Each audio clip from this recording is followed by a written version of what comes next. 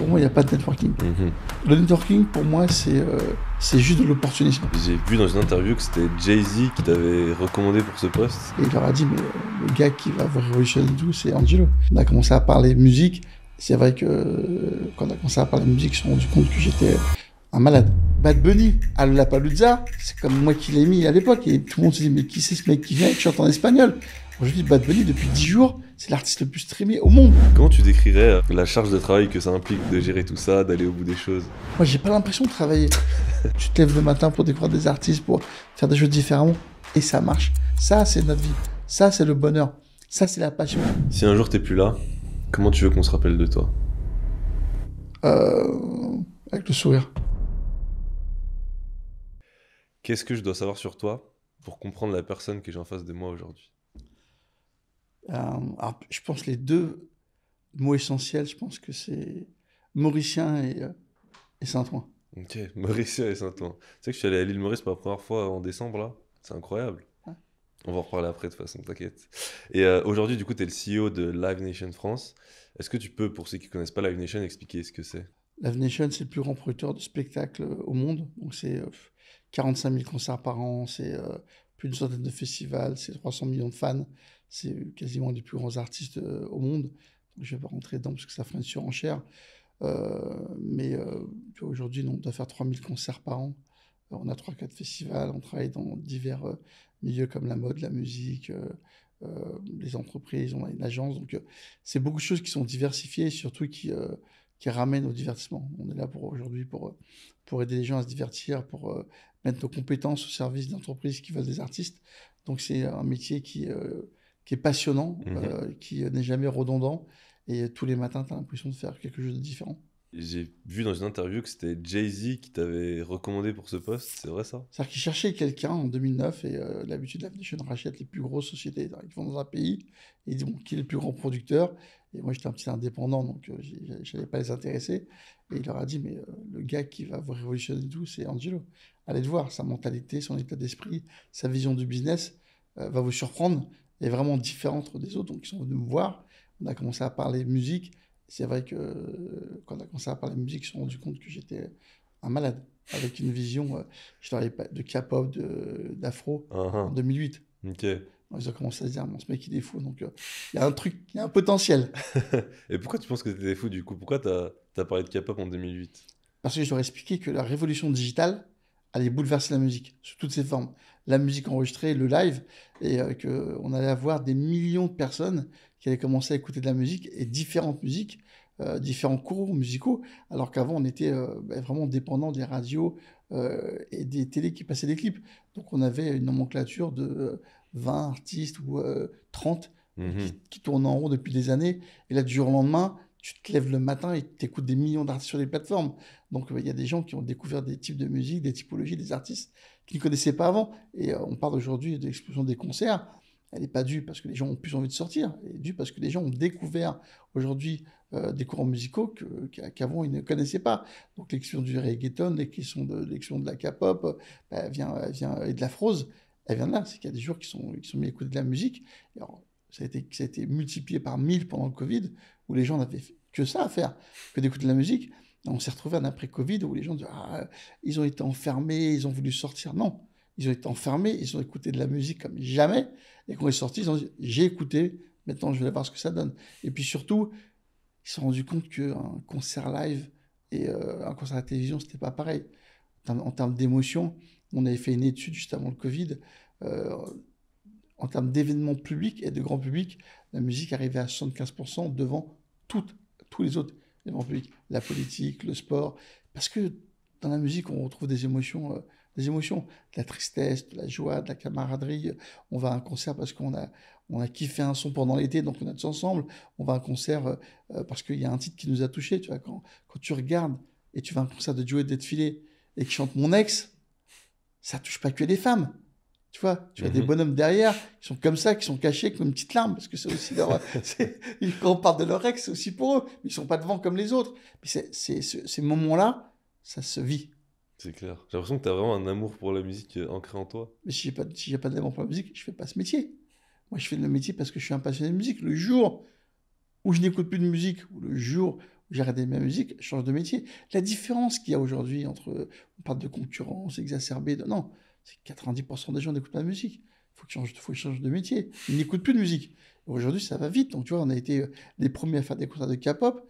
Tu vois, j'ai fait un concert de K-pop en 2011.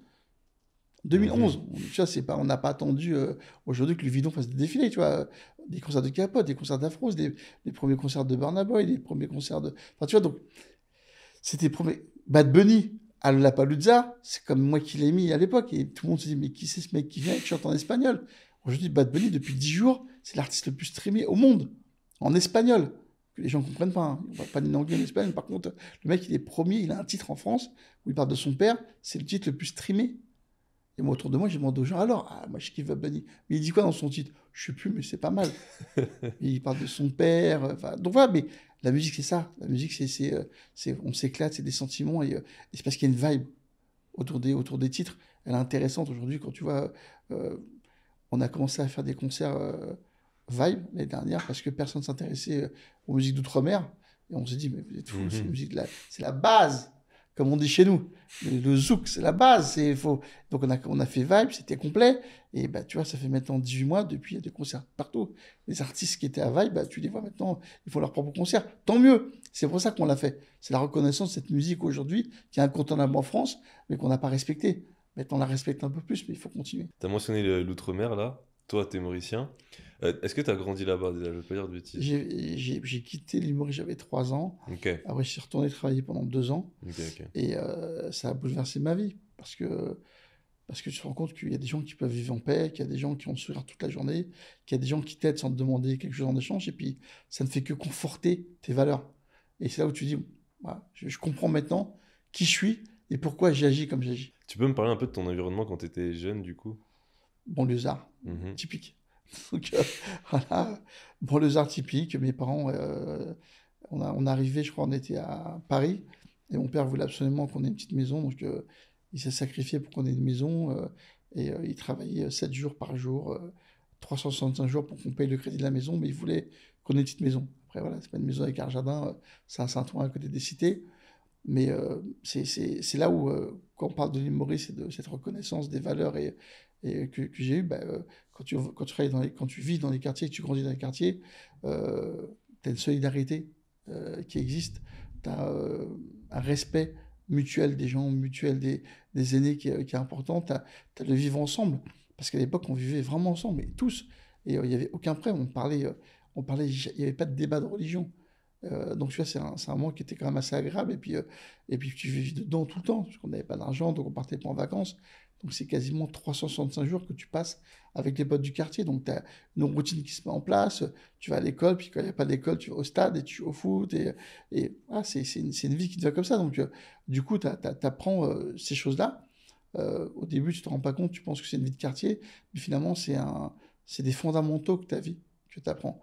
Le respect des gens, être respectueux des aînés, bah, après, c'est un truc qui va te suivre toute la vie. Donc, c'était une vie de banlieusard normale, et je pense que c'est de là que tu as cette rage-là, et tu te rends compte qu'on est protégé, même si c'est des quartiers, même si on n'a pas d'argent. Mais tu vois, moi, les grands moments, tu as des temps forts dans l'année quand tu es banlieusard. C'est d'aller à Tati début septembre pour aller t'acheter des fringues pour l'année. C'est que tu allais à Paris quand tu habites Saint-Ouen, puis même Barbès de Saint-Ouen, pour moi, ça me paraissait une colonie de vacances. Parce qu'avant, on n'en sortait pas trop. Et donc, tu vis Paris, tu vois ça, tu vois cette agitation, et tu reviens, et après, tu reviens à Saint-Ouen, et tu te dis, ouais, j'étais à Paris. Bon, t'as été qu'à Barbès, t'as fait 4 stations sur la N4. Mais voilà, ces petites choses comme ça qui te font l'étincelle que dans la journée parce que tu te nourris et tu prends ce que tu as. Ok. Tu prends et tu rêves et tu prends ce que tu as. Et jusqu'au jour, après, tu dis, bon, on va peut-être bouger les choses parce qu'on n'a rien, parce que la musique hip-hop est arrivée et que t'as au fond de toi cette fibre qui te dit que tu vas entreprendre quelque chose pour faire les choses différemment.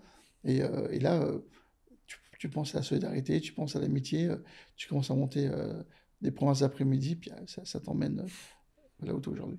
Tu te rappelles de qu'est-ce que tu voulais faire quand tu étais jeune, de quoi tu rêvais? Alors, je sais pas, je rêvais. Quand j'étais jeune, je devais être prêtre.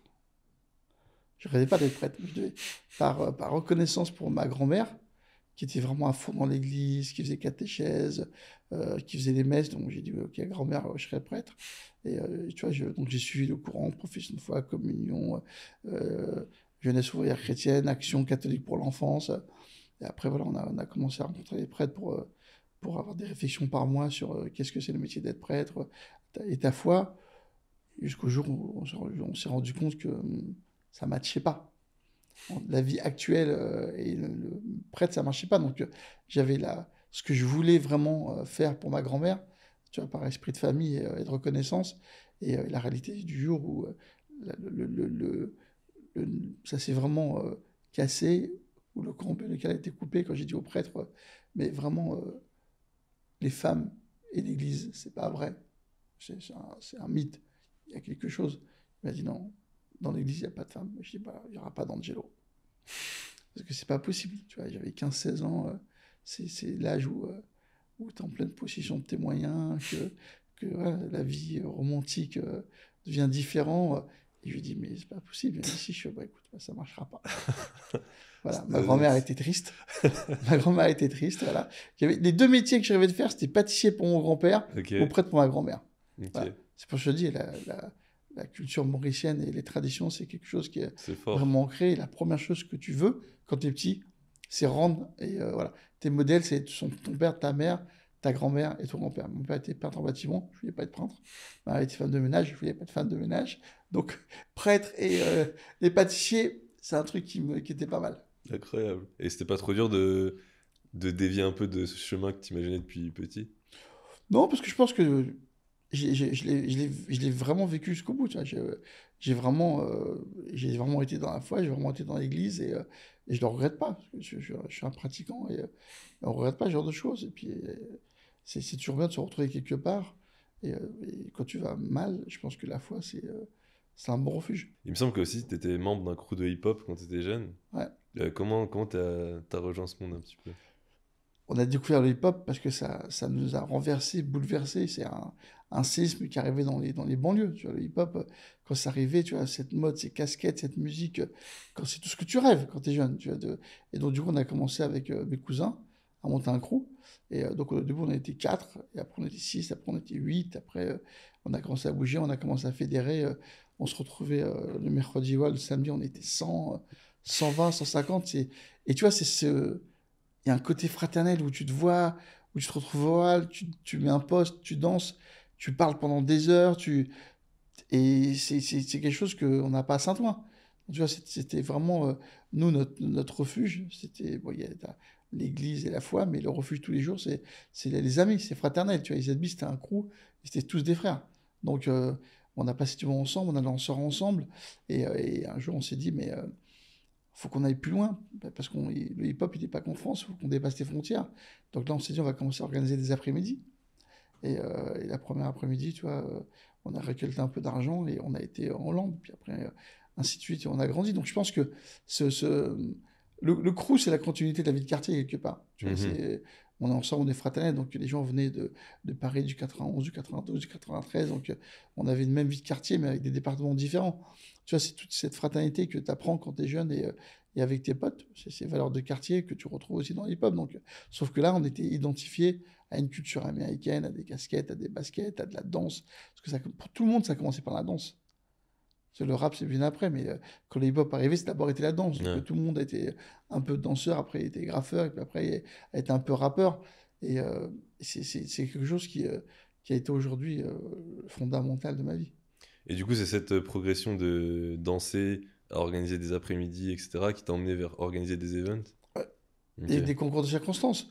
Tu vois, on a organisé des soirées pour gagner de l'argent, pas pour faire des soirées. Non, les après-midi, après des soirées, parce que on a commencé à devenir un peu plus vieux et parce que nous, la vie de quartier, c'est très bien, mais les parents, on n'avait pas le droit de sortir, donc on sortait pas. Ok. C'est pour ça qu'on faisait des après-midi. Donc, il fallait qu'on soit à la maison à 4-5 heures. Et après, quand on a eu 17 ans ou 18 ans, là, on pouvait sortir. Là, on a commencé à faire les soirées. Mais dans les soirées, il y avait mes parents qui étaient à la caisse, donc ils étaient là pour nous surveiller. Donc ils étaient quand même là. Mais ça nous permet d'avoir un peu plus d'argent. Et là, on a été en Angleterre, puis après, on a été aux États-Unis. Et c'est ça qui nous a permis de voyager au travers du monde et après de découvrir cette mecque qui est New York et d'aller à la rencontre du hip-hop et de se nourrir de cette culture américaine. Tu vas à Brooklyn, tu vas dans le Bronx, c'est tout ce que tu vois dans les films, tout ce que on a vécu au travers des disques, on l'a vécu enfin sur place. Et pour nous, tu vois, c'était quelque chose qui était intense. C'est là que ça a un peu été un switch pour toi? La découverte des États-Unis ou pas du tout? Ou c'était avant? Non, le switch a été avant. C'est cette musique qui est arrivée, Ok. cette façon de se comporter, d'être, d'écouter la musique, de défendre aussi. Parce que tu vois, le hip-hop et le rap, le rap au départ, quand il arrive, c'est c'est quelque chose de. C'est un message. Les premiers rappeurs, Mehdi Mel, Sugar Hill Gang, tu vois, ils parlent de la vie de quartier, sont des messagers des quartiers. Quand ils venaient rapper dans les soirées, ils parlaient de la vie de quartier, ils parlaient un peu de défis, mais tu vois, c'était vraiment. Ce sont des poètes au départ, comme à l'époque. Donc, quand on a commencé à rapper, c'était vraiment pour parler de la vie de quartier, de parler de nos problèmes, de parler de la vie, de la joie. Donc, c'était de rapper, c'était vraiment de parler de nos vies. Donc, le hip-hop, c'était un acte militant par rapport à la vie de quartier qu'on avait. Mhm. On se révoltait au travers d'une musique, au travers de la danse. Ça a d'abord été ça. Et c'est pour ça qu'il n'y avait rien de calculateur. Tu te rappelles du premier gros concert que tu as organisé dans ta vie? En juin 1989, Ok. donc on a été à New York en 88, et là on est dans le Bronx, sur l'anniversaire de la Zulu Nation. Et donc là, tous les rappeurs viennent parce que tout le monde donne le respect à la Zulu Nation parce que c'est la Zulu Nation qui a fédéré les quartiers et les gangs. Et là, tu rencontres des rappeurs. Qu'est-ce que vous faites? Ben nous, on fait des soirées à Paris. Ah, ben nous, on est rappeurs. Moi, je suis manager. On veut venir à Paris. Qu'est-ce que vous faites? On fait des soirées et des concerts. Ben, on fait des concerts, si tu veux. Enfin, tu vois, à un moment donné, pour nous, les concerts, c'est aussi facile qu'une soirée. Donc là, on a commencé à sympathiser. Et on a sympathisé avec deux, trois groupes qu'on a fait venir pour la première fois à l'Élysée-en-Marne. Mhm. Et c'était complet.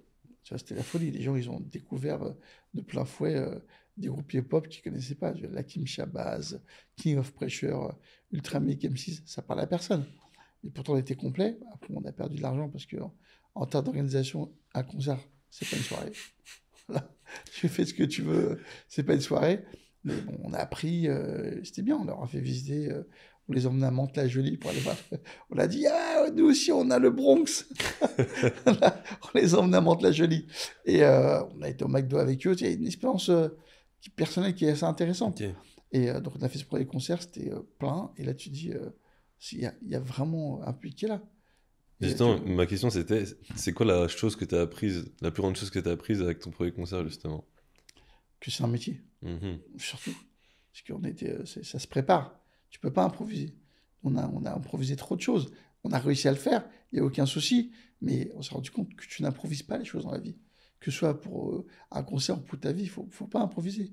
Faut se préparer, même si tu as l'impression que c'est de l'impro, mais il y a vraiment de la préparation parce qu'on peut pas. Il y a des enjeux sécurité, de sûreté, financiers qui sont importants. Donc ça, quand tu l'apprends, le lendemain, tu es fatigué, mais tu dis, bon, ok, j'ai pris une petite claque quand même. C'était bien, tout le monde est content. Mais il y a des choses que les gens ne voient pas, qui sont plus importantes que le fait d'être plein. Tu te rappelles à cette époque, quand bah, tu commences à organiser tes premiers concerts, c'était quoi ta vision du succès? C'est de rendre les gens heureux. C'est de se dire que on a mis tous les potes dans la salle, que tout le monde est content et que surtout on a des artistes.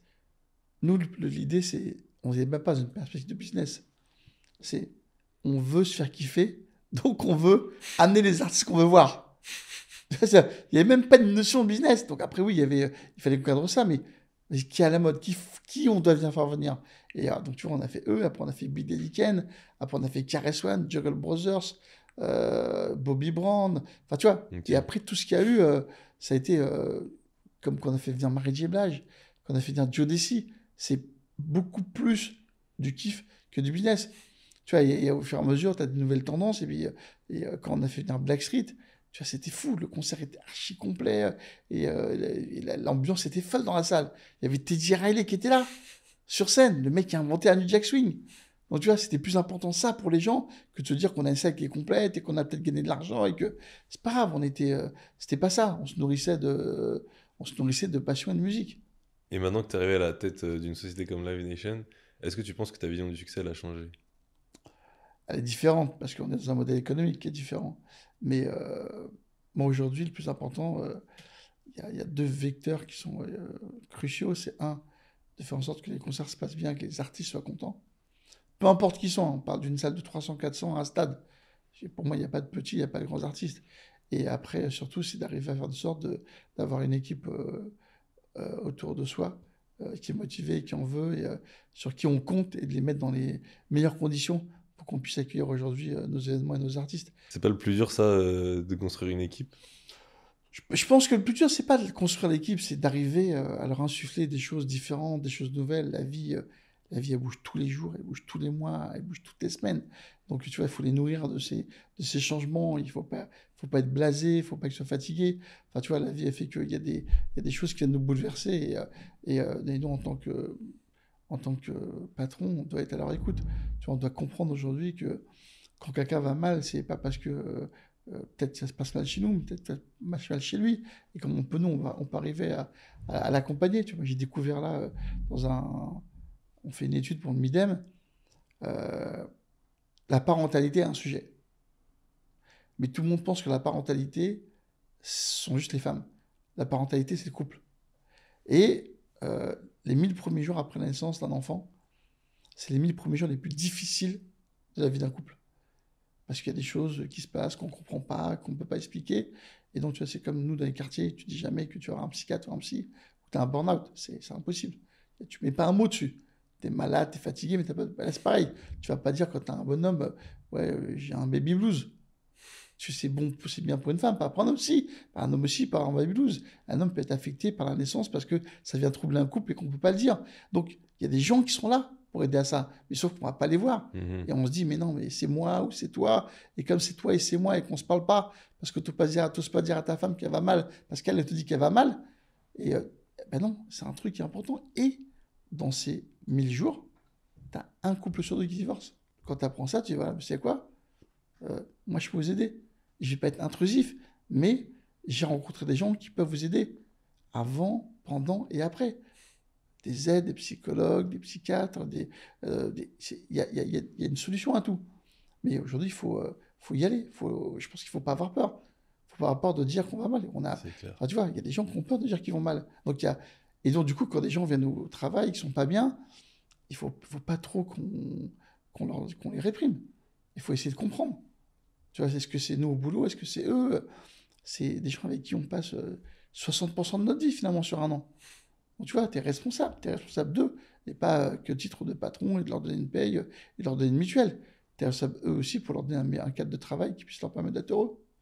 C'est vrai, c'est fort. J'ai l'impression que tu gardes une vraie connexion avec l'humain. Je pense que ça vient de comment tu as grandi. Et je sais que, enfin, je trouve qu'une part de ton succès, c'est ta capacité justement à connecter avec les gens et avoir un bon réseau. Pour toi, c'est quoi la clé du networking? Moi, je suis. Pour moi, il n'y a pas de networking. Mhm. Pour moi, il y a de l'amitié, il y a le travail, c'est peut-être un réseau plus qu'un networking, mais c'est juste aller à la rencontre des gens et de faire en sorte de respecter les gens. Déjà, la première chose, c'est respect, parce que le networking, pour moi, c'est juste de l'opportunisme. C'est-à-dire que tu vas considérer quelqu'un que parce qu'il veut faire partie de ton réseau. Non, moi, je considère quelqu'un parce que c'est un être humain avant tout. Après, s'il est quelqu'un et qu'on va se revoir, pourquoi pas? Tu vois, donc ce truc de je vais d'abord faire du networking parce que ça va être bien pour mon métier. Non, je vais d'abord faire des rencontres humaines parce que les gens sont extraordinaires, parce qu'ils ont une bonne vision, parce que tu as une bonne connexion. Après, tu feras du networking s'il faut. Mais tu respectes d'abord l'homme et la femme avant de considérer la personne pour ce qu'elle fait. Donc la meilleure façon de networker, c'est de pas networker. C'est de respecter tout le monde, tous les gens. Parce que tu sais pas, tu croises quelqu'un demain, tu sais pas ce qu'il fait. Parce que tu sais pas ce qu'il fait, tu vas pas le considérer pareil. Tu vas pas lui dire bonjour, tu vas pas lui parler normalement, tu vas lui parler différemment. Chaque femme, chaque homme a le droit au respect. Et d'abord, tu les respectes pour l'être humain qu'il est. Et si après il fait du network et du business, tu feras du network après. Mais tu peux pas d'abord commencer par le networking parce que tu n'as pas respecté la personne. Et je pense que tu n'as pas ce fondamental de respect de nature humaine avant. Pour moi, le networking, c'est de l'opportunisme. Et d'ailleurs, je sais que tu as des enfants, que tu les aimes sûrement énormément. Comment tu fais justement pour leur transmettre un peu ces valeurs que tu as construites dans ta jeunesse, alors qu'ils grandissent pas forcément dans le même univers? Je leur explique tout le temps. Il y a pas, tu vois, moi, ils ont eu 16 ans et un jour, ils ont travaillé. 16 ans un jour, je leur dis, vous savez quoi, vous avez 16 ans, un jour vous allez travailler, donc vous allez pousser des caisses, vous allez faire des invitations, vous allez travailler sur des concerts, connaître aujourd'hui ce que c'est travailler, de gagner votre propre argent, et la seule chose que je vous demande, c'est d'avoir le bac. Moi, je suis à bac -1. Voilà, donc je ne vais pas vous pousser vers quelque chose. Vous avez le bac, après vous faites les études que vous voulez. Voilà, faites ce que vous voulez, mais au moins, parce qu'on ne peut pas se décider à 13-14 ans de ce qu'on veut faire. Tu vois, tu vas pas dire à quelqu'un, tu vas faire, surtout aujourd'hui. Donc déjà, et le bac, parce que c'est la base. Et après, une fois que tu as le bac, pose-toi et réfléchis sur ce que tu penses, ce qui est le mieux pour toi dans ta vie. Qu'est-ce que tu veux faire et pas à 2 ans ou 3 ans. Qu'est-ce que tu veux faire dans 12 ans, dans 14 ans. Et donc du coup, tu vois, même si je les aime profondément, euh, même si je suis là 24/24 pour eux, il faut qu'ils apprennent à aussi se débrouiller tout seuls. Il faut qu'ils aillent se brûler, il faut qu'ils tombent, tu vois. C'est quand je dis des fois, aujourd'hui, malheureusement, c'est la vie comme ça, hein, tu vois. Les enfants, ils sont malades toutes les semaines, ils ont des problèmes avec des fruits à la coque. Laisse les enfants par terre, laisse se rouler, laisse-leur prendre des microbes. Enfin, tu vois, sinon tu vas jamais te faire à la vie. Enfin, tu vois, faut aller, faut se confronter à la vie, il faut aller se brûler. Quand tu te brûles, tu comprends que tu peux te brûler. Ben, moi, ce que je leur ai expliqué, c'est toujours ça. Ok, je vous entoure, je vous aime profondément, mais derrière et dehors, vous allez affronter des gens qui sont pas tous bien. Et si vous n'êtes pas affronté à ça, c'est compliqué. Donc, les gens qui sont ultra protégés, que tu les vois arriver dans la vie active, ils sont faibles. Ok, ils arrivent, ouais, moi, oui, je sors de l'école de commerce, je veux 40K, je veux 4 jours de télétravail et tout, mais dès que tu lui dis non, il pleure. Tu vois, faut être fort. Mais il faut être fort jusqu'au bout. Et faut être fort jusqu'au bout.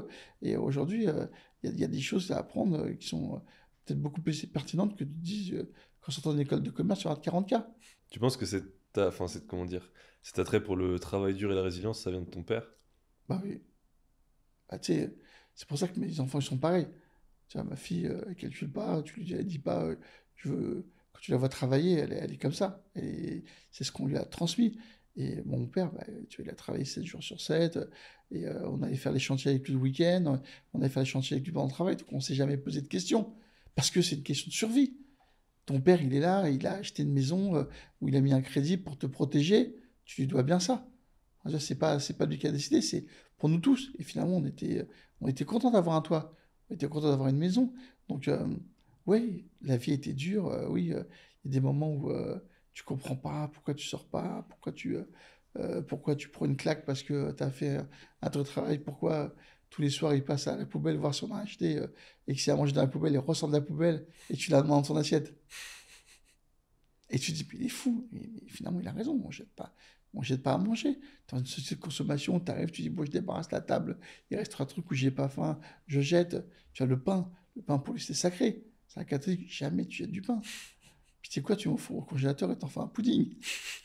C'est ça, j'ai connu ça aussi. Tu vois, mais il n'y a pas. Mais au début, tu comprends pas ce genre de choses. Et puisque tu es dans ta vie, dans ta folie, dans ta jeunesse, et tu as toujours ce moment où tu es révolté par rapport à tes parents, donc tu n'as pas le recul nécessaire. Et finalement, tu vois, c'est des gens. Tu vois, mon père, je lui parlais pas, parce que tu vois, il était hyper sévère, et pour lui, c'est la sévérité avant tout. Et puis, c'est des gens qu'il a perdu sa mère à 8 ans, son père à 12 ans, il a pas eu de parents, donc tu vois, il a voulu vraiment nous protéger de ça. Donc au début, on a eu du mal à le comprendre, et tu t'énerves, tu te fatigues, tu lui parles pas, ou tu parles que football, et finalement, tu dis, mais il s'en moque de ce qu'on fait. Jusqu'au jour où tu te rends compte que c'est pas vrai, et qu'il est hyper fier de toi, mais finalement, il meurt, et quand on veut lui dire, bah, tu peux plus discuter. Tu t'assois après de sa tombe, tu lui parles, mais il te répond pas. Et c'est là où tu te dis, c'est ce que dit Bad Bunny, la chaise vide de son père. Tu vas avoir quelqu'un que tu aimes auprès de toi, que tu peux échanger, c'est hyper important. Donc profite de la vie, profite des gens que tu aimes tout le temps et dis-leur et parle avec eux. Parce que le jour où ils seront plus là, c'est pas là qu'il faudra les regretter. C'est clair, c'est clair. Bah, je vois que ton père, il a sacrifié beaucoup de choses pour que tu puisses grandir dans de bonnes conditions.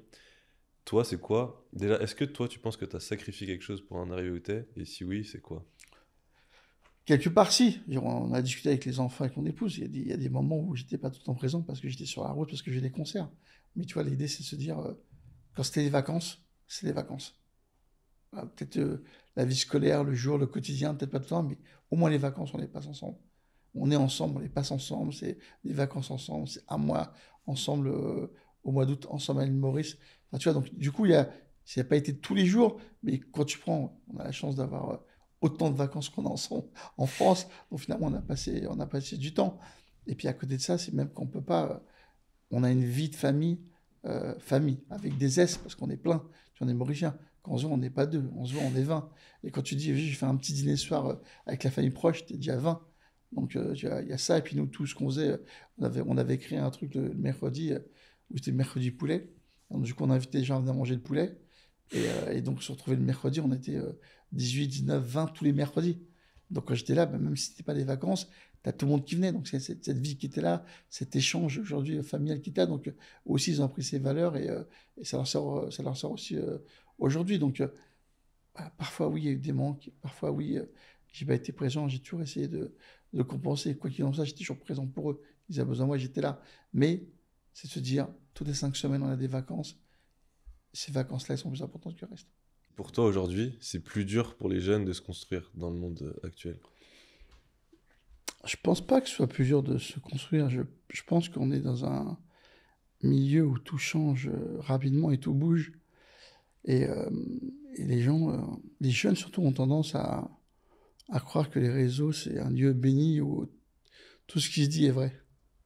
Et du coup, ça a enlevé une partie d'échange humain qui aujourd'hui leur dessert. Il vaut mieux discuter avec ton père, ta mère, ta famille pour voir qu'est-ce que c'est vrai ou pas l'expérience. Non, la science, c'est les réseaux. Ouais, j'ai été voir et tout. Tu vois, ma fille, des fois, je dis, mais tiens, attends, je vais aller voir. Mais tu vas voir quoi? Je suis en train de te parler. Ou tu vois, c'est parce que tu crois que les réseaux ont la science infuse. Aujourd'hui, les jeunes ont trop tendance à croire que les réseaux ont la science infuse. Donc, toutes les réponses de leur vie sont sur les réseaux. Ok, d'accord, tu vas aller faire un cookie, tu vas aller pour aller voir, peut-être voir ta grand-mère, dire que faire un cookie différemment. Enfin, tu vois, il y a juste ce côté un peu qui a pris le pas où on a l'impression que forcément les réseaux ont la vérité. Alors que moi, je pense que l'humain, l'expérience, c'est beaucoup plus prépondérant. Et voilà, moi, tu peux te faire accompagner si jamais t'as un souci, puis tu as un dialogue. Avec les réseaux, tu n'as pas de dialogue. Tu as une lecture, tu lis, point, tu n'as pas d'écoute, tu n'as pas de dialogue. Je pense que c'est relatif à ce qu'est la vie aujourd'hui. Tu vois, ce côté où on passe moins de temps à échanger, à discuter. Tu es beaucoup plus chez toi, à jouer en ligne ou être sur les réseaux, ou le soir, au lieu de lire un livre, tu passes ton temps à scroller. Je pense que tu vois, c'est des choses qui finalement ont un impact qui est négatif parce que tu t'es désinhibé. Mhm. Et du coup, tu t'apprécies le rôle que tu joues à créer des événements dans le réel, où tu crées des vraies connexions, des vraies Bien sûr, expériences. c'est essentiel. Je pense que c'est les gens, tu vois, quand tu passes du temps avec, ensemble, quand interagis, quand tu bois des coups, quand tu danses, tu vois, c'est quelque chose dans une relation qui est beaucoup plus importante que de tirer ensemble sur un jeu en ligne. C'est Enfin, tu vois, clair. c'est pas la même interaction, mais c'est différent.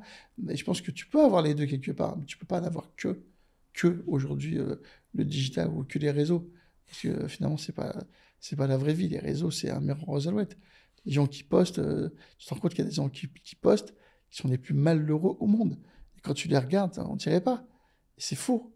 Et tu vois, du coup, c'est un exemple que tu donnes aux jeunes qui est pas bien parce que finalement, la vérité, elle est pas forcément là où on pense qu'elle est. Incroyable. Maintenant, pour revenir à toi, tu as ramené presque 500 millions de chiffres d'affaires à Live Nation depuis que tu es là. Tu Par penses an. que... Hein? Par an. Par an? Par an? Par an. Tu penses que c'est quel impact que tu as eu qui a permis de faire de tels chiffres? La passion, l'envie de faire des concerts, de développer des projets spéciaux, d'aller toujours développer, insister, découvrir de nouveaux artistes, faire des projets. Quand on a lancé le Lollapalooza, personne ne croyait, tout le monde nous disait oui, c'est un concert de plus à Paris. Non, c'est pas un concert de plus à Paris, c'est pas un festival de plus, c'est un état d'esprit différent. Parce qu'aujourd'hui, la musique, elle est à 380 degrés, elle doit être présente sur scène. Le rock, la pop, le reggaeton, l'afrose, la musique électronique, ça c'est la musique d'aujourd'hui. Donc tu peux pas dire je fais un festival à thème, c'est pas possible, la musique elle est plus à thème aujourd'hui. Donc on l'a fait. On a commencé en 2017, on a eu 2 ans de Covid, puis une année des Jeux Olympiques. Donc finalement, il y a 3 ans, on n'a pas fait Lola. Mais aujourd'hui, c'est un festival qui est reconnu. Reconnu parce qu'on y met la même chose qu'on met dans la vie. Quand tu viens à Lola, c'est peaceful. Quand tu viens à Lola, il y a des gens qui sont dans la joie, dans la bonne humeur. parce que c'est l'image qu'on veut donner aujourd'hui de la musique. Quand les gens viennent là, ils sont contents parce que c'est une vie dans une autre vie. Et du coup, l'état d'esprit elle est différent. C'est pour ça que on a plein de gens qui achètent des billets parce que c'est pour se dire qu'ils vont découvrir des artistes qu'ils n'ont pas ailleurs et qu'on va prendre très tôt parce que notre métier, Mhm. c'est la musique. Donc on fait pas un festival pour un festival. On fait un festival pour mettre sur scène les gens qu'on pense être intéressants pour que les jeunes les découvrent. Quand tu vois, on annonce Lola Young il y a 3 mois, personne ne connaît Lola Young. Aujourd'hui, tu regardes qu'elle est en train de cartonner, tout le monde parle que d'elle, et on fait un concert à l'Ambra où tout le monde veut venir. Et pourtant, il y a 3 mois, personne ne la connaissait. Tu vois, c'est ce genre de choses où tu Mhm. te dis, mais on va venir, venez découvrir, venez voir des choses. Quand mes Fed avec David Guetta, tout le monde dit qui est Fed? Mais Fed, c'est le nouveau Bad Bunny. Et dans 3 ans, tu vois, il y avait eu le Fed à Lollapalooza. Quand tu mets Ray avec Justin, les gens font, mais c'est qui Ray? Et quand tu écoutes Lana, tu fais waouh, elle est forte, ouais, elle est très forte. Elle est numéro 1 en Angleterre et personne ne la connaît. Quand tu annonces le Lollapalooza en novembre et que tu vas jouer Duet de filet et que les gens ne se connaissaient pas Duet de filet maintenant qu'il y a Campé, il faudra ta vie, il y a Joey Campé. Mais Joey, c'est pas que Campé. Joey, c'est 400 titres. Joey, c'est une star. Joey, c'est un mythe. C'est un gars qui est en train de révolutionner la musique avec une musique que ne connaissait pas, avec un état d'esprit, avec un sourire, une bienveillance. Tu viens kiffer sur les sons de Joey. Et voilà, donc Lola, c'est tout ça. Lola, c'est Thames avec Saint-Levant, avec Joey, avec, tu vois, donc c'est pour ça, je pense que le festival est différent par rapport à tout cet état d'esprit. On a des artistes qui viennent du monde entier, parce que c'est ça aujourd'hui la musique, c'est ça, c'est de mettre des chefs aussi à disposition du public. Donc tout ce qu'on fait aujourd'hui, c'est vraiment tourné pour que les gens découvrent des choses différentes et qu'on arrive à une vraie démocratie. Tu vois, quand tu as Cyril Grolet, quand tu as Jean Imbert, quand tu as Maurice Sacco, qui servent des gens pour des cookies à 12 euros ou des crêpes. Enfin, tu vois, c'est fou. Tu vois, c'est quand même dingue. Et je pense que notre rôle à nous, justement, c'est d'arriver à continuer à faire rêver les gens. Et la chef, c'est une scène au même titre que les grandes scènes. C'est incroyable. Et du coup, là, t'as l'air super fier du Lola, par exemple, mais c'est quoi l'événement ou le concert que t'as organisé dont t'es le plus fier? Il n'y a pas vraiment de plus fier, hein. Je pense que je le dis plusieurs fois, dans mon état d'esprit, celui où je peux dire que j'étais fier, c'est quand on a fait On the Run Tour 1 au Stade de France. Beyoncé n'avait jamais fait Stade de France, Jay-Z n'avait pas fait Stade de France, j'ai bossé avec lui depuis 20 ans, et arriver à amener un rapport au Stade de France, c'était le premier qui est complet. Bon, il y a eu Eminem, hein, mais après je parle de l'histoire du hip-hop et du rap. Et que c'était les seuls 2 concerts en Europe qu'on ait fait. On a annoncé en juillet, pour septembre, on était plein. Et tu vois, c'est quand il descend de scène, il retire sa casquette, il me la donne, il me fait We did it. Ah, tu pleures pendant 2 jours. Tu prends la casquette, tu la mets dans un cadre chez toi et tu la touches plus. Et il a raison. Tu vois, à chaque fois, on se dit, mec, tu vois, je me rappelle en 2007, on fait un concert au Zénith de Jay-Z qui arrivait trop tard pendant la Fashion Week avec comme en première partie. On a fait 2800 payants. Et tu vois, il revient 2 ans après. Et on dit, mais Jay-Z, c'est mort. Il a fait 2800 payants en 2007 et ça marchera pas. Et là, tu fais Stade de France. Et tu dis, bah voilà, c'est ça. C'est ça aujourd'hui. Mon métier, c'est ça. Le but dans ma vie, bah, c'est exactement ça. C'est d'arriver à mettre des gens à ce niveau où ils sont. Tu vois, quand on a fait un concert d'Imagine Dragon là, en 2011 au Divan du Monde, que le mec était malade, qu'il portait sa guitare et sa batterie parce qu'il n'y avait pas de road, et qu'il disait, mec, j'ai fait n'importe quoi, je suis dégoûté, ça marchera pas. Je suis, mais t'es fou, t'es talentueux et tout. Et que maintenant, on fait 2 concerts au Stade de France complet. Ça, c'est notre vie. Ça, c'est le bonheur. Ça, c'est la passion. C'est là où tu te dis, ben voilà, tu te lèves le matin pour faire ce genre de choses, pour découvrir des artistes, pour faire des choses différemment, et ça marche. Ça marche pas tout le temps. Ce serait trop facile, tu vois, à un moment donné. Mais enfin, faut pas t'arrêter quand il y a un échec. Tu vois, les échecs, c'est des choses qui te font plus avancer que reculer. C'est comme ça qu'il faut le voir. Et donc, ben voilà, ce concert-là, avec Tizo, Stade de France et Beyoncé, après tout ce qu'on s'est dit, par où on est passé, voilà, quelque part, c'est vraiment quelque chose de différent. Et Donc là, Lola aussi. Lola, parce que je te coupe, hein, mais Lola, on l'a créé, pensé, imaginé pendant 3 ans. J'ai mis du cœur, on a mis de l'argent. Et le week-end de Lola, j'étais à l'hôpital. Et donc j'ai regardé Lola en WhatsApp ou en FaceTime pendant, pendant 3 jours. C'est dommage quand même, mais bon. D'ailleurs, j'allais te demander du coup, tu m'as parlé des échecs. C'est quoi le concert qui a été le plus gros flop pour toi que t'as fait? Backstreet Boys à Bercy. On avait fait Backstreet Boys 2 ans avant au Zénith, archi complet. C'était le plus grand groupe de pop à l'heure actuelle. Donc on les refait 1 an et demi après. Tu dis, bah écoute, tu fais 6000, nouvel album qui marche. Les gars, ils font une tournée de stade partout dans le monde qui est complète. On va pas faire de stade parce que c'est pas aussi gros. Donc on fait à l'époque Bercy, qui est maintenant l'Accor Arena. Et tu vends 2200 billets. Alors que les mecs, ils font une tournée de stade où tous les soirs, ils font 50 000. Et t'es le seul mec au monde où tu fais pas un stade, tu fais une salle et en plus tu fais 2002. Donc je crois qu'à vitam aeternam, je serais le plus petit score jamais fait à l'Accor Arena. Gravé dans les murs. J'aurai une plaque à vie. Et ils mettront sur ma couronne de mort et tout, Angelo, avec notre respect. Et tu fais quoi dans ce cas-là quand t'as 2200 places à Bercy? Tu pleures. Ok. Logique, logique. Et du coup, bah, t'es amené à fréquenter beaucoup d'artistes, beaucoup de stars. C'est qui l'artiste qui t'a le plus marqué dans ta vie, qui a le plus d'impact sur toi? Jay-Z, Mhm. pour le coup. Pour le coup, parce que moi, entre les concerts, j'ai fait label manager chez Def Jam. Ok. Et à l'époque, Lil Cohen, il m'appelait tout le temps en me disant, je vais signer un mec, il est incroyable et tout. Et moi, je le suivais déjà de l'époque, Jay-Z. Et, euh, et son parcours, il est assez exemplaire. Enfin, tu vois, quand il a commencé Rocafella, puis après, il y a eu Rock Nation, et c'est assez exemplaire. Donc, je trouve que s'il y en a un aujourd'hui sur lequel on peut arriver à se pencher, c'est lui. Après, il y a lui, et après, de l'autre côté, tu as, même avec Kaby, Ayam. Tu vois, Ayam avec qui on travaille depuis quasiment le début d'Ayam. Et de savoir que tu vois, tout le temps après, on travaille ensemble et qu'il en fait un stade Vélodrome.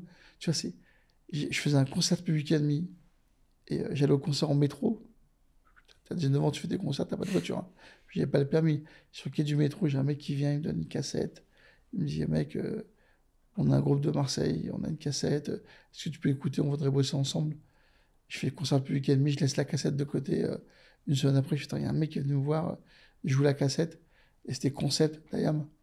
Et là, j'écoute ça, je fais, waouh, d'où ils sortent les mecs. Qu'est-ce que c'est cette musique? C'est quoi ces instruments? C'est quoi? Trop fort! Et là, je le rappelle. Je dis, bah, écoute, on va bosser ensemble. Je les mets en partie public et demi à Marseille. Et voilà, tu dis qu'une rencontre sur un quai elle te permet après, 35 ans après, de faire un concert au stade avec ce groupe-là. Et que tu continues à travailler avec eux. Donc, tu vois, c'est là où tu dis qu'il y a encore des valeurs. Parce que avec le groupe, on est au-delà même d'un côté business. On est vraiment dans des valeurs d'amitié. On travaille ensemble, on est ensemble. C'est la famille. Et, euh, et moi, je les aiderai toujours et je serai toujours avec eux parce que, tu vois, quand on parle de gens qui sont respectueux et qui te retournent aujourd'hui ce que tu leur donnes, bah, ouais, c'est ce genre d'artistes qu'ils font. C'est important de dire que ça existe. Mhm. Il faut en parler. C'est incroyable. C'est vrai qu'on se rend compte de bah, tout ce genre de choses, ce genre d'évolution, ce genre de rencontres qui comptent. On sait qu'il y a beaucoup d'artistes qui sont très exigeants. Est-ce que tu as déjà entendu un artiste qui a fait une demande vraiment insolite ou vraiment folle pour un concert? Je suis pas dans ce fantasme. En tout cas, ça n'arrive pas jusqu'à moi. Ok. Ça n'arrive pas. Parce qu'après, je pense que tu sais, dans la vie, tu dis jamais non à un artiste. Donc moi, je dis toujours oui. Quand on dit non, c'est que c'est vraiment pas faisable. Donc oui, ils osent pas me demander parce qu'ils pensent que c'est pas possible. Mais aujourd'hui, tu vois, il y a pas. Ils ont vraiment des équipes autour d'eux Mhm. Ok. qui gèrent ça. Et je pense que ça transpire pas jusqu'à nous. Parce que parfois, il y a des demandes qui peuvent être folles. Mais après, il y a des artistes qui ont des rêves. Et tu vois, quand j'ai dit Beyoncé, ils ont voulu tourner au Louvre. C'était pas fou. Donc on a des contacts, ils l'ont fait. Donc au début, tu peux penser que c'est fou. Mais je pense qu'il faut rien se refuser aujourd'hui. Tu vois, on est arrivé dans un environnement où on peut peut-être arriver à tout faire. Et je pense qu'il faut rien se refuser. Après, c'est pas possible. On fait pas. Mais en tout cas, on se le dit pas. Et je dis aux gens, faut pas s'interdire de rêver. C'est ce qu'aujourd'hui, c'est ce qui nous permet d'avancer. C'est de te dire que tu peux toujours arriver à rêver quelque chose, avoir un projet, à avancer et à réaliser au mieux ce projet. Et c'est ce qui va te nourrir et te permettre de continuer à avancer, à continuer à faire des projets et à entreprendre. Mhm. Et aussi, tu as du coup mentionné Ayam, par exemple, que tu as suivi pendant des années. Mais est-ce que ça t'est déjà arrivé d'arrêter de collaborer avec un artiste? Et si oui, c'était pour quelle raison? Parce que tu t'entends pas.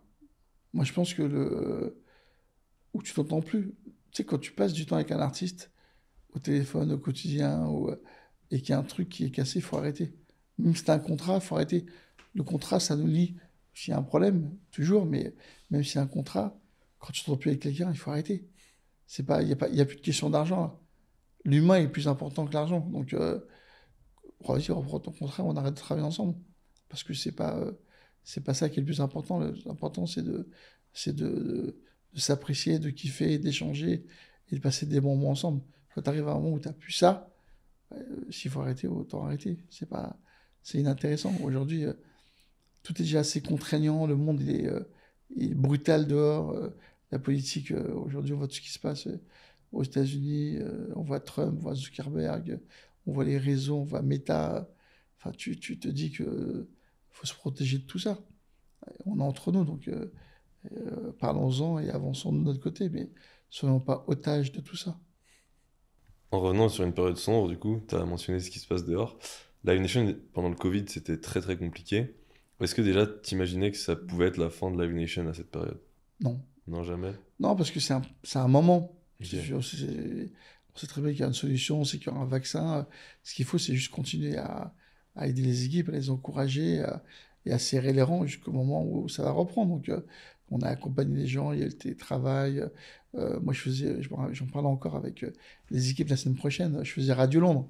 Tous les vendredis, je faisais un Zoom avec toutes les équipes pour leur dire où on était, ce qui se passe, comment on avance, quelles sont les évolutions, qu'est-ce que le gouvernement pense, qu'est-ce que la Nation pense, où on va, juste pour les rassurer que les choses avançaient. Parce que tu vois, il n'y a rien de pire que de laisser les gens dans un blackout total et t'es chez toi, tu sais pas ce qui se passe, tu te morfonds, tu te dis bon, on va arrêter, et on va me virer, on va... Donc ouais, ça a été difficile, l'action elle est tombée très basse, les gens ont pensé que c'était la fin de Live Nation, mais c'était le Covid, c'était pas la fin du monde, donc à un moment donné, il y a toujours une solution, une réponse, elle arrivait, et quand c'est reparti de plus belle. Donc le plus dur, c'était vraiment d'accompagner les équipes et de faire en sorte qu'ils ne perdent pas le moral et qu'ils sachent qu'on a... moi, je me suis battu pour licencier personne. Ouais, il me semble que c'est ça que vous avez licencié Tu personne vois, pendant donc cette on a période. licencié personne, on s'est battu, on a cherché des aides, on avait perdu énormément d'argent sur 2 ans pour pouvoir maintenir les gens. Mais le plus important, c'était de garder les équipes. Donc l'argent, tu sais, ça va, ça vient. Et à partir du moment où l'État comprend que on va remettre 5-6 ans à se remettre de ça parce qu'on a perdu beaucoup d'argent, tout va bien. Je pense que le plus important, c'est l'humain, les collaborateurs, et d'avoir mis en place une politique pour que quand on sort du Covid, ils soient prêts à affronter un nouveau monde, à affronter les nouvelles choses. Donc on a fait plein de webinaires, des préparations, des talks pour qu'au moment où ils sont sortis du Covid, ils étaient prêts comme des guerriers à affronter une année de 22 qui a été très très forte. Ouais, tu trouves que ça vous a ressoudé complètement? Enfin, ressoudés, oui, mais après, surtout eux, on les a préparés. Tu vois, on a repris le travail avec un jour par semaine, puis un jour et demi par semaine, puis 2 jours, puis 3 jours. Et tu vois, je leur ai dit au début, voilà, les gars, on va reprendre dans 4-5 mois, recommencer à faire du sport, du vélo, parce que ça va arriver et ça va être chaud, quoi. Faites des ponts, préparez-vous, mais on va rentrer graduellement dans le boulot jusqu'au moment où on sera en pleine activité. Mais il faut être prêt, parce que quand ça va être en pleine activité, ça va être chaud. Et si vous n'êtes pas prêt, vous allez sentir passer. Est-ce que dans ta carrière, il y a un souvenir qui te vient, qui t'a marqué? Le fait de dire que quand tu crois en des artistes euh, et quand tu avances avec eux, tu as une vision, des perspectives qui est intéressante. Et tu vois, souvent, je leur parle de Joey. Parce que Joey, on s'est vu avant le Covid, on a commencé à travailler ensemble. Et à rendez-vous, je disais, mais tiens, un jour, tu verras, tu feras Bercy et tout. Il me dit, mais non, c'est loin, c'est très loin, c'est pas possible. Et on en a fait un, puis après, on en a fait deux. Et du coup, c'est bien parce que c'est cette vision que tu as aujourd'hui qui te permet d'avancer et qui te dit avec l'artiste qu'on a eu raison. Quand tu te revois à 15, 16 ans, etc., imagine que là, actuellement, tu puisses t'asseoir à côté de toi à 15 ans, tu lui dirais quoi? Mec, trace ton chemin. Moi, il y a quelque chose qui a été important et qui a dicté ma vie. C'est tu fais un choix et tu t'y tiens. et tu ne reviens jamais dessus. Peut-être que tu auras tort, peut-être que tu auras raison, mais au moins tu prends une décision, tu avances et tu vas jusqu'au bout. Jusqu'au bout des choses, jusqu'au bout de ton idée, jusqu'au bout de ton projet, jusqu'au bout de ton entreprise. Après, tu ne regrettes pas. Si tu ne prends pas de décision, finalement tu dis, ah, si j'avais su, je sais pas, il n'y a pas de si j'avais su. Au moins j'y étais. Raison ou tort, j'étais jusqu'au bout. Et tu vois, ce que des partenaires, des artistes amis avec moi, c'est je leur dis, on va le faire et on le fait. Et on va jusqu'au bout des choses. Alors qu'il y en a, tu vois, Usher, j'ai été le voir alors qu'il faisait Vegas, et son manager il m'a dit, viens expliquer à Usher des idées que t'as, je pense que c'est pas mal. Donc je dis, ouais, tu vois, Usher, Vegas c'est bien, mais c'est nul. Vegas c'est un sous-paris, quoi. Tu seras jamais une star internationale si tu restes à Vegas. Viens à Paris, on fait un truc pendant la Fashion Week, tu fais une résidence, on invite des gens, tu verras que là, le fait d'annoncer Paris et tout. Pendant 2 ans, on a travaillé dessus, il m'a dit, mais il est fou ce mec. Et je lui dis, voilà, on va faire un club, on va faire des concerts, on va faire... Et tu vois, le dernier soir, il me voit, il fait, mec, bravo. Je lui dis, mais de quoi? Il fait, tu m'as dit, t'as fait. Et aujourd'hui, quand tu vois tout ce qui se passe autour de moi, le Super Bowl, tu vois, on a fait venir des Anglais pendant 8 jours, des influenceurs, des médias, des journalistes. Aujourd'hui, il fait 10 O2 complets. Avant, il n'en faisait pas 2.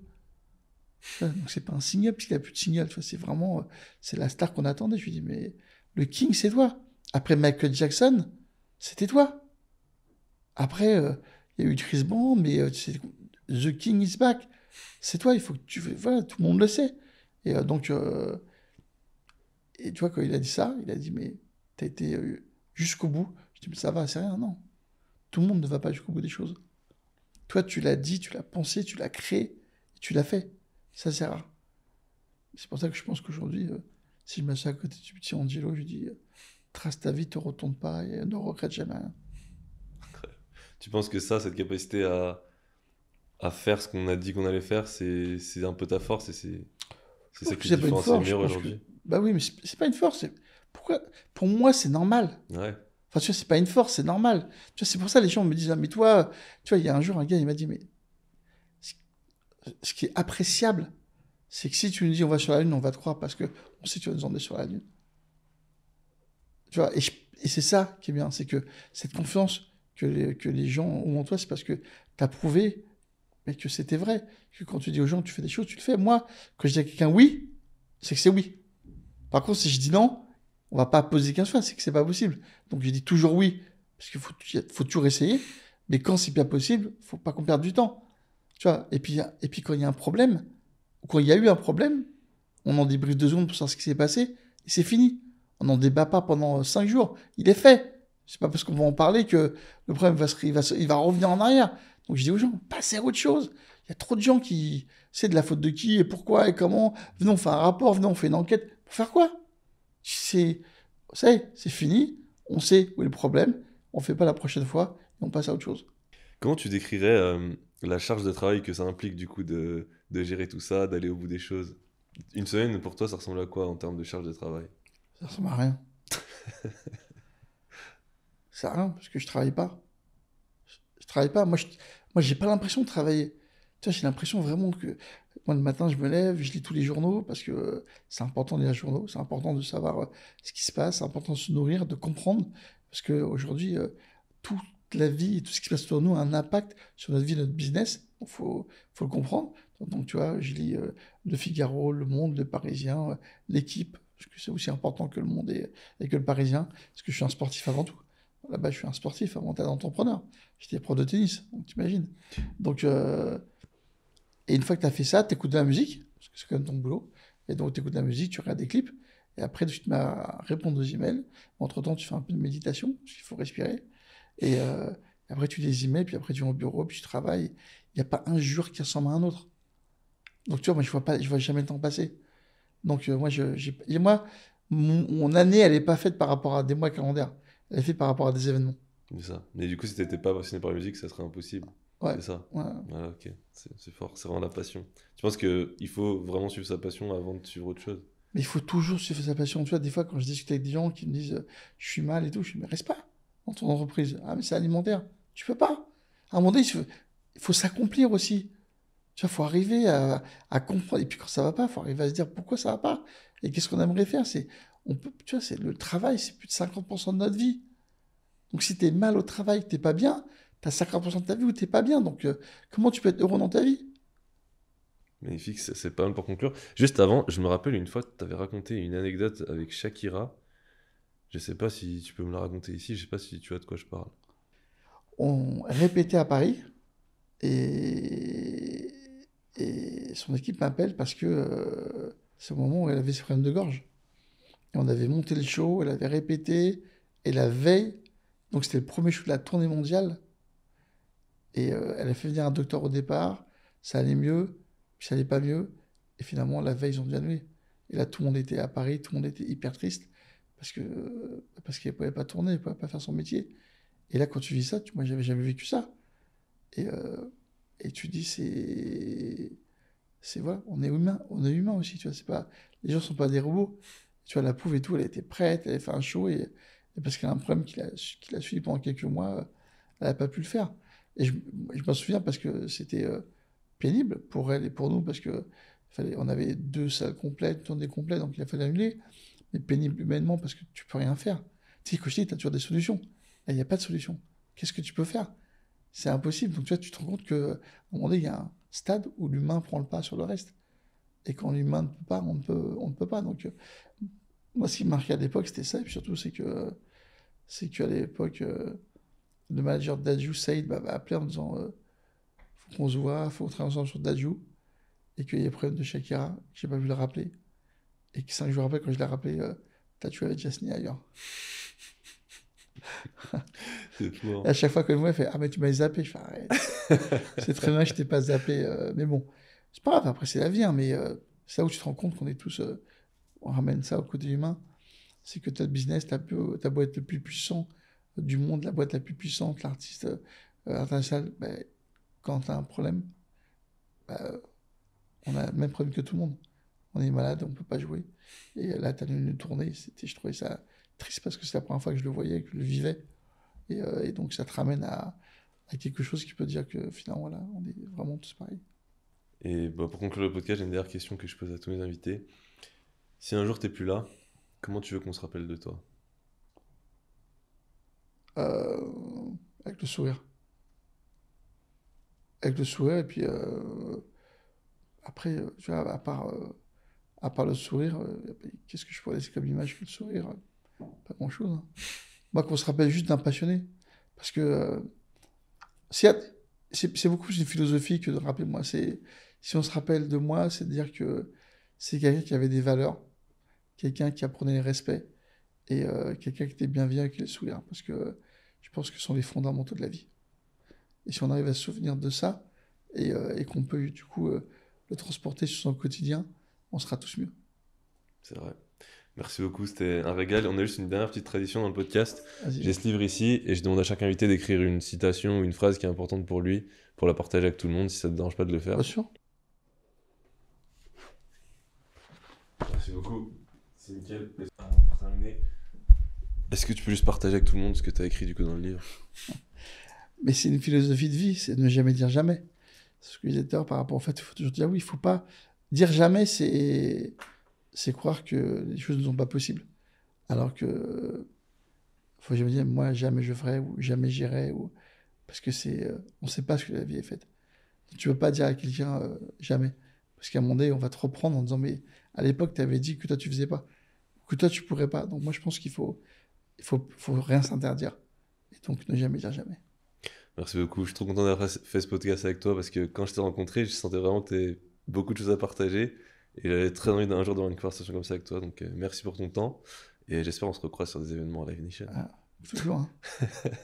Merci beaucoup.